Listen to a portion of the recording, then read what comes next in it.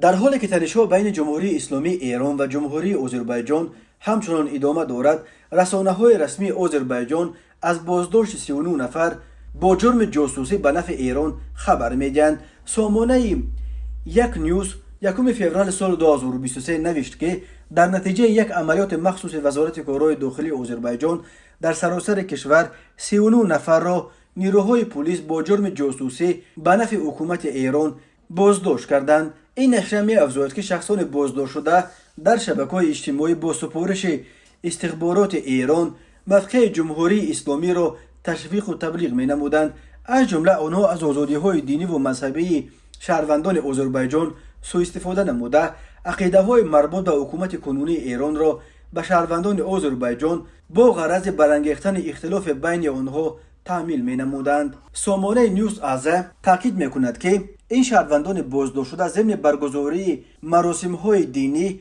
برای ایجاد اختلاف مذهبی بین شیعیان و سنی‌های آذربایجان از پرچم‌های سیاه با نوشتجات به زبان فارسی و عکس‌های ژنرال کشته شده ایران قاسم سلیمانی استفاده می‌کردند. در بین بازداشت شدگان بنا به خبرها کارمندان خبرگزاری سلام نیوز و شبکه تلویزیونی اینتر از نیز هستند که به تبلیغ موقع ایران در مطبوعات گمانبر می‌شوند.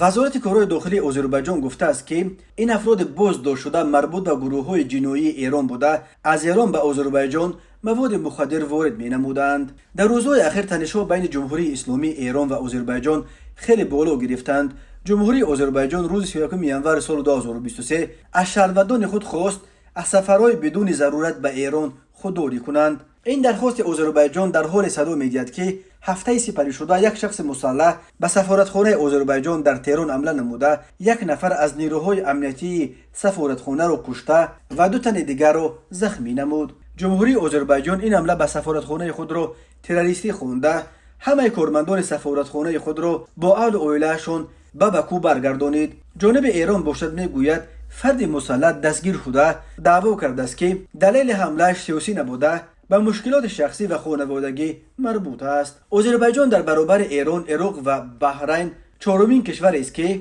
در آن مسلمانان شیعه اکثریت اهالی نزدیک به 85% را تشکیل می‌دهند.